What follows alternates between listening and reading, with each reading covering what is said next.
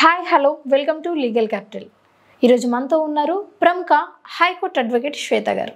Madam నమస్కారం. నమస్తే.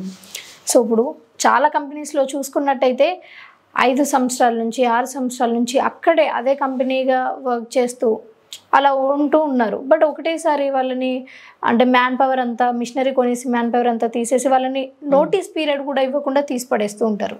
అంతేకాకుండా చాలామంది ఫ్యాక్టరీస్లలో వర్క్ చేసేటప్పుడు ఆ ఆక్సిజన్ సరిగ్గా అందడు, అక్కడ ఉన్న కొన్ని కెమికల్స్ వల్ల, అలాగే మిషనరీస్ వల్ల కొంతమంది హ్యాండిక్యాప్డ్ కూడా అవుతారు.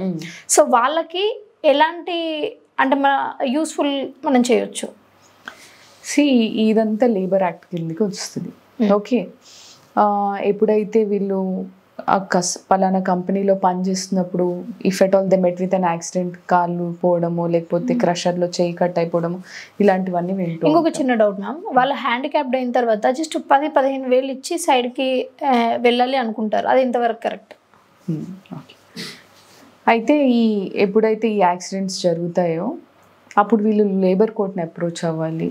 ఇఫ్ ఎట్ ఆల్ వాళ్ళని జాబ్లోంచి తీసేసినట్టయితే ఏదో ఒక డెస్క్ జాబ్ అనేది వాళ్ళని ఏదో ఒక ప్లేస్లో ఎంప్లాయ్మెంట్ పూర్తిగా తీసేయకుండా వాళ్ళని అకామిడేట్ చేయాలి.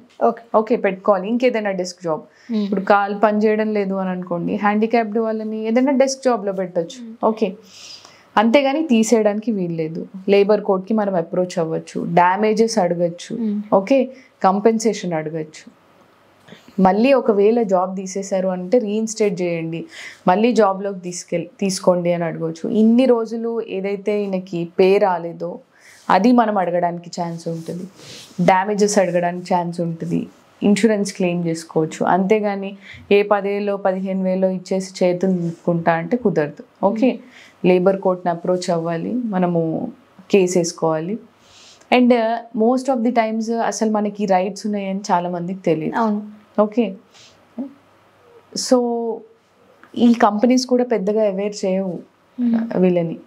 యూనియన్స్కి కొంతమందికి తెలిసి ఉండొచ్చు, కానీ నార్మల్ ఇప్పుడు ఎంఎన్సీ కంపెనీస్ ఉన్నాయి, సడన్గా వాళ్ళు ఆర్టిఫిషియల్ ఇంటెలిజెన్సే అనుకోవచ్చు, లేదు అని అంటే వేరే ప్రొడక్షన్ కంపెనీస్లో మెషినరీ వచ్చిందని సడన్గా మ్యాన్ పవర్ని తీసేస్తారు, దాన్ని లే ఆఫ్ అంటారు.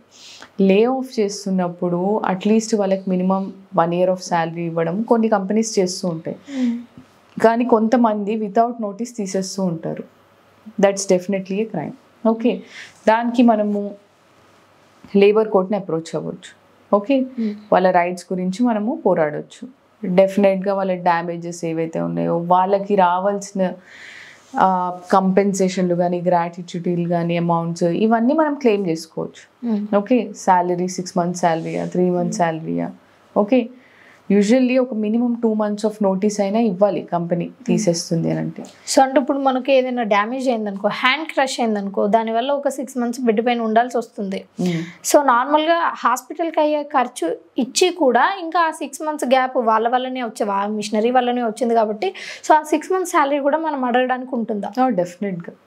ఓకే, ఆ 6 months పే అడగచ్చు, ఈ మెడికల్ ఎక్స్పెన్సెస్ ఏవైతే ఉన్నాయో అవి అడగచ్చు, మళ్ళీ జాబ్లోకి వేరే డెస్క్ జాబ్ ఏదైనా ఇవ్వండి అని రీఇన్స్టేట్ చేసుకోమని కూడా అడగచ్చు. Thank you ma'am. ఓకే.